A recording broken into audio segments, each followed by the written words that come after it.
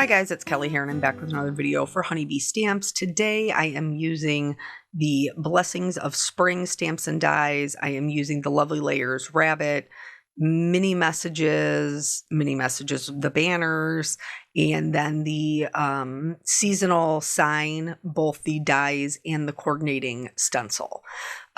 So it was actually very fortuitous. I made this card a couple of weeks ago because today is my normal day to post on Honeybee. And they also happen to be having a sale, and everything I'm using is on sale because it's a happy spring sale. So they're having 20% off. There's tons of stuff in there. Like I said, all the things I'm using today, as well as a lot of lovely layers, the flowers, couple of, a lot of stamp sets. Some of them are mine if you've been saving up for those. Foil, papers, they're gem stickers. Anyway, all 20% off. It's like 22 pages of stuff. I would highly recommend checking it out if you have a wish list going. And that'll be through the 17th, through this weekend. So I thought it would be really cute to do like a spring themed wreath. So I'm going to be using the circle, which is like the base of the circle sign. And then I'm cutting out just the tulips and one of the extra little leaves. They have like the tulip leaves, and then there's just like a little branch of greenery. So I'm cutting those out as well. And then we're going to have a tulip wreath with this cute little bunny that is tucked in. I just thought it was like something really fun, like kind of bright and fun for spring. Cause we're all ready for it to be here, right? I'm ready. So I cut all of my pieces for my rabbit out of white because I'm going to be coloring those with copic markers. I'm going to be coloring the others with copic markers as well, but cutting it out of colored cardstock gives me a good base. So I don't have to completely cover it with marker if I don't want to. For the actual base of the sign, I'm kind of torn about this. You guys know that I believe in being transparent. I'm kind of torn about this because I don't necessarily know that it needed it. It could have just been a wreath on its own without the sign. But I put the sign in. I don't necessarily think it takes away from the card, but I don't necessarily think it adds to it either. So I did a little bit of blending of hickory smoke, which is a cool gray, around the edges. And then I used the wood grain to add, I guess like more of a stain color, the gray right across there. And you'll see, like, I like to sort all of my die cuts out. You can see that here, how they're all laid out with their like friends. I actually cut two of the bunnies because I wasn't sure if I was going to want a brown bunny, but a rabbit. The Lovely Layers Rabbit is what it is, but I call him a bunny. So I did one in brown and I did one in gray, and brown is the one that I ended up using, but I will let you see the one in gray as well because he is equally as adorable. So with all of the lovely layers, I am approaching this the same way. I like to lay over each layer and mark it with my lightest color so I can see where to add my shading. Now with this one, it did kind of backfire just a little bit because on that very first piece, the largest piece, I marked the bottom, and that's actually the little rabbit's tail, and that should have been white. But don't worry, that's what we have the Colorist Blender for. So once I go through and layer them all out, like lay them all out and see where the shading needs to be added, and then I can go in with each color. Now for this one, you see like these are very light colors. That's because on this base layer, literally the only thing that you're going to see is the inside of the ears and the floofy white tail. So I went in with a very light tan and then blended in some pink into the like base of the ears. And then for the tail, I went in with just a warm gray. For this part, I am adding in like the darker colors now. This is the top part of the ear that's going to sit right on top of those, like the insides. You can see more of the inside than the outside, I guess, is a way that I'm trying to work around saying that. But it looks funny. Like he looks, what are they? Are they jackrabbits that have like kind of like the horn things? I don't know. I know that there's one that has a horn, but I cannot for the life of me remember what it is. I thought maybe they were jackrabbits. I'll have to Google it because I need to know all the things. But anyway, so each time I'm going in with the darkest color, adding that down, and then, working out to those lighter colors. As we get closer and closer to the top layers, our colorings will get lighter and lighter, because we're not going to have the same amount of shading underneath the head as we will in between the rabbit's legs where, it's going to be really dark. His belly is going to be hidden under there and it's going to be really, really dark. So, with the, talking about, honeybee and the sales and all of those things, that actually leads me into part of, I guess, a little bit of story time. So you guys know I have been with honeybee for a very long time. I think I've been with them 8 years, I think, and we're getting ready for the 10-year anniversary event, which I am so excited for.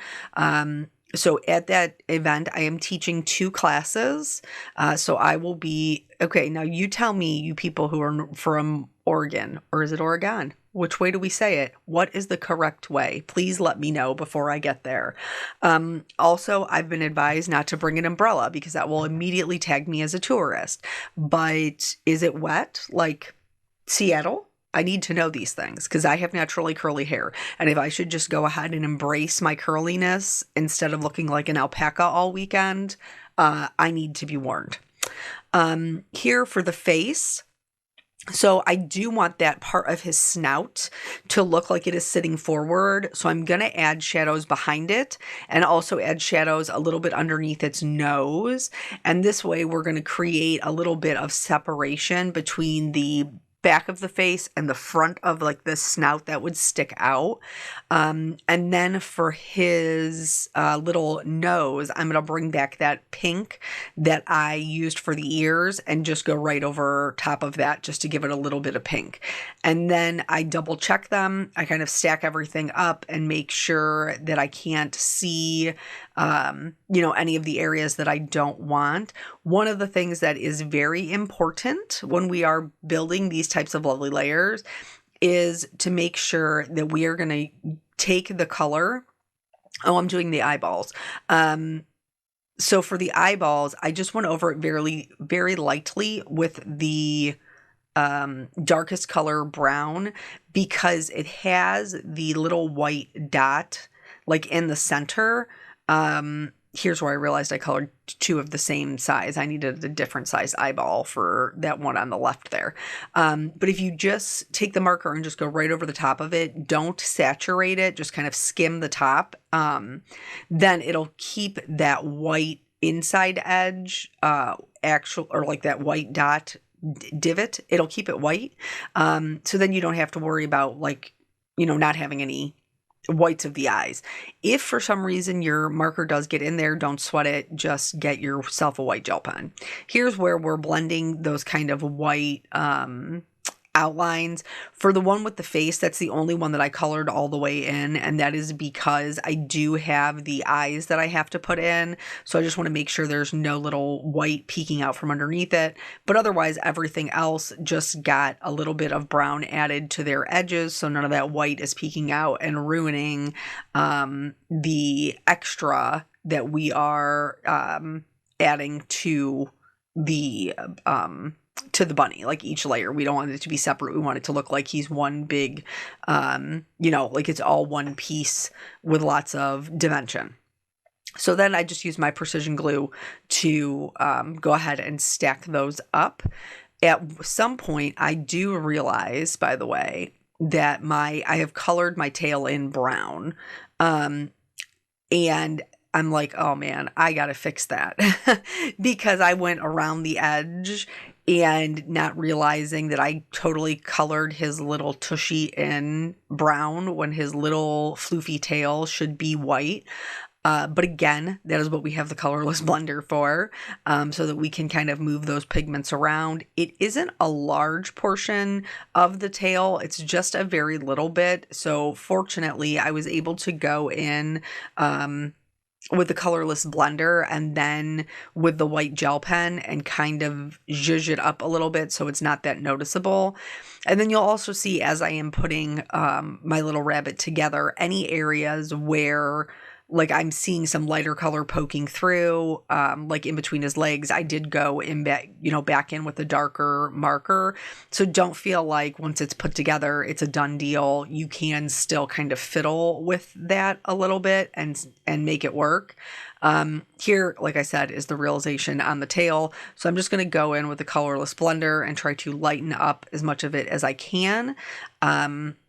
And then bring that white gel pen in and just kind of do some little dots to make him a little bit, white and give it some texture. And then that little rabbit is done. Now here is the gray one. I think he is equally as adorable, but I liked the brown one with the colors that we had picked out for our card. So I ended up using that one. And then the gray one, I'll just tuck into the packaging and use it the next time. Maybe a gray bunny would fit better. So for each of these, I'm going to do the same thing. I'm going to stack them on top. I'm going to mark where the shadows are going to go, and then I'll go in and put in each shadow. So anywho, back to what I was saying before. So I'm very excited to be teaching at the event, and my husband is going to come with me because I have severe travel anxiety. So he is going to come be my travel buddy. And I have not seen, because like since before COVID, I have not really traveled, because I had Jelly Bean in 21 and like I haven't gone anywhere. My husband and I one time went away for a weekend for our anniversary. That was it. That's the only away I've been. So I do have this trip. Well, I shouldn't say that. I did go to Nashville last year to teach and to Cape Cod last year to teach, but my husband went with me to both of those, and he will go with me to both of my teaching jobs this year as well. The other one is just a retreat. My friends and I get together, and I haven't been there in 6 years. And so this year is the first year that I'm going to go. Last year I tried, if you remember, and I just couldn't do it with the anxiety. But this year we're going to do it. We have different medication. I don't have to drive myself, so that will help. I have a friend who is driving me, who very, very generously offered to drive me. She's actually going to fly into the Cleveland airport instead of the airport closest to retreat, and then drive my car down there, because she's fantastic. So anyway, but with the event coming up in Oregon, still don't know. You're going to let me know. You're going to let me know in the comments. I have faith in you. I have seen so many, there's like a Facebook group for it. If you are attending, you are probably part of the Facebook group. And I just love seeing like how wonderful and supportive everybody is.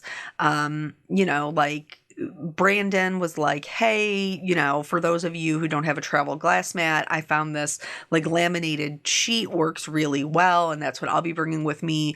And then there was another attendee, I think her name is Dixie, who was like, hey, I'm local and I have a glass mat I'll bring with me. You can borrow it.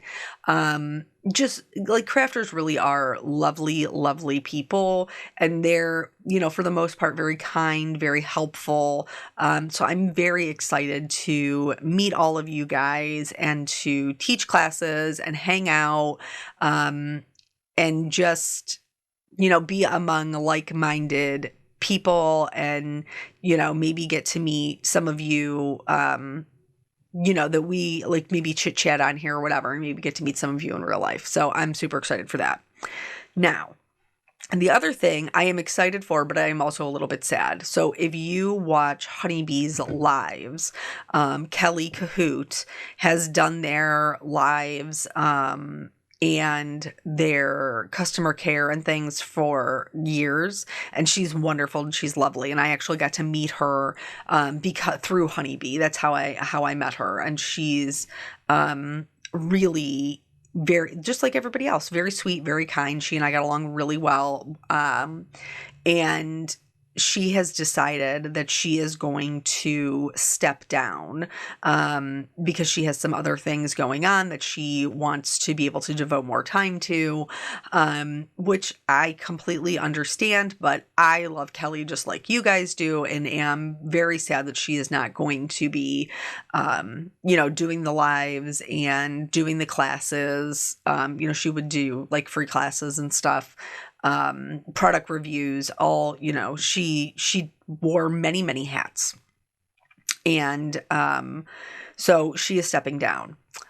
The part that I am excited for is I am actually going to be taking that over. So starting at in April, I am going to be doing the lives for Honeybee. So I had told you guys last year, like that was one of my goals for this year, was to get more comfortable doing the lives. Here, can we just talk about this bunny and this big bow? Like how you could just put this big bow on this big bunny and it would be absolutely adorable. For some reason, and I don't know why, if you have small children, or if you just like animated movies, because I do. I watched them before I had kids. Wreck-It Ralph was one of Peanut's favorite movies. And in there is Mr. Candy is the name of it. But he is also, spoiler alert, he's the Turbo. But there is, King Candy wears like this big bow tie, and that for some reason is what immediately makes me think of. And he's not a very nice character, though this bunny is very nice. But that's just what it makes me think of. Anybody else that had kids in that age range that watched that movie a ton? And now Jelly Bean, because they have Wreck-It Ralph and then Ralph Breaks the Internet. And so now Jelly Bean likes them as well. So I'm rewatching them, 8 years later. So here with the tulips, I am really just adding a little bit of green shading to where the stem is. And then you saw how I did the same thing that I've done before. I layered each layer, of the tulip on top of each other, marked it, and then that's where I added my shadows. For the next two, for all the ones that I color off camera as well, I'm just being honest. You can do it this way, but because they're all the same color and we don't have to worry about them, like the colors bleeding into other areas, you can add just a little bit of shading to the bottom. And that is what I'm going to do for these leaves as well. So I'm just going to add a little bit of shading, up from the bottom where they would be like attaching to the stem. And then I will do the darkest color, the mid-tone, and then the lightest color, and then it'll fade off into the actual color of the cardstock, which I think this one is Sprout, I think, from Concord and Ninth. And then this little piece, I'm going to do a little bit darker. So that way we have some added interest and some contrast inside our little tulip wreath. So just to kind of break up the greenery, because we do want our wreath to be full, but we also don't want it to be just the same pattern, same color, you know what I'm saying, like repeated over. We're going to break it up with some greenery. So this one is still yellow greens, but we're, just making it slightly darker than the tulip leaves. And then for this one, we're going even darker. We are going to trim these ones, these dark ones, trim them into smaller pieces, and then really kind of fit them into each of the areas that maybe need a little bit more fullness. That's one of the things that's really nice about any of the lovely layers like greenery. This one, the greenery is smaller because it's part of the seasonal signs, but there's also like minis. They have mini fall florals, mini, they don't have one for spring yet, but there's another one. But anyway, those little, the holiday, that's what it is. The little mini ones are great for stuff like this. here's what I was talking about before. So I didn't lay any of the layers on top of each other. I'm just adding darkness kind of from the bottom toward the top. And then once I have it glued down to its stem, because everything is like it's yellow on yellow on yellow, even though we are gluing it first, we can still go in and add in that darker color so that it looks, you know, like it's 3 separate segments, just like you see that one in the orange in the top left that we just did. It just cuts out a little bit of time, so that way you're not having to lay them down there first. You can just color all of them at the same time and then start building them. Now see, without going back in, they don't have as much dimension as that one on the top. But when we go back in with that color and just add that and then blend it out with the lighter color, they are just as dimensional. So then I'll show you the pink one. I'm going to do it the same way for the pink one, and then we'll be on to the building. So I'm super excited to be doing their lives. That was, like I said, one of my goals, to get more comfortable doing lives. But the time will be different. So I will be doing the lives Wednesdays at 1 p.m. Eastern time. And of course, I, like, as Kelly's transitioning out, this coming Monday, I am going to be on the live with her. So I hope that you guys will stop by and visit us, whether it's to, you know, tell her bye or tell me hello, introduce yourself, so I can get a little bit more comfortable with all of my frequent visitors. But yeah, I'm very excited to do that. And then of course, if there's anything that you guys want to see in the lives, like while we're making, don't be shy, share them. I would love to know. I would love to know what it is that you want to see, and then, you know, put something together based off of that, because I don't want you to come and be bored, that's for sure. So here, I wasn't sure exactly what I wanted to do for my sentiment. So I chose 2 sentiments from the Blessings of Spring, which I'm going to heat emboss on gray. And then I found another one from the mini messages that I am going to heat emboss on the same pink color. I'm pretty sure this is Azalea from Hero Arts. But so I treat with my anti-static tool, stamp them all down using our Brilliant White pigment ink. And then I like to do mine twice, and then I'll sprinkle on some white detail embossing powder, heat set that, and then cut them out with their coordinating dies. So yeah, so I'm very excited that, you know, I'll be able to get more comfortable with that and spend more time with you guys and spend more time teaching, because I really do enjoy that aspect. Like the community, doing the YouTube videos, which I, you know, do, and I will obviously continue to do. But having the live aspect where, you know, we can interact with each other and ask, you know, real-time questions, and I can answer your question by showing you. It's a different type of learning. And I know not everybody loves lives. I totally get it. But for those of you who are, you know, interested in that, I am excited to be able to have that type of conversation with you. And then also, you know, like I said, just connect and kind of build that community. So here, now I'm to the part where I'm trying to put everything together. I tried the gray bunny, didn't like it as well as I liked the brown bunny. So then I started messing around with like how I was going to lay this out. Because I had all the pieces colored, but I wasn't 100% sure on what I was going to do to kind of bring it all together. I knew that I wanted to have a layer of these kind of like rounded ones down at the bottom, like as a base.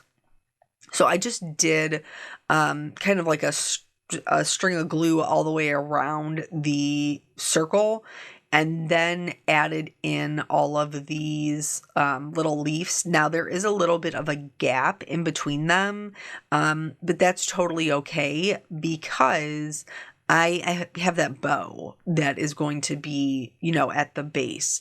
So I'm just kind of turning it and laying down the stems so they follow that circle really nicely. And then I'll be able to go in, see there's just that little bit of a gap. So I checked it to see, like, do I want to put another one there? And I was like, nah, there's no point because I have the bow. So I just set those ones to the side for us to trim after the fact. So I'm sure there might be a better way, but I'm just sharing with you what I did. I just kind of threw caution to the wind and started gluing them down.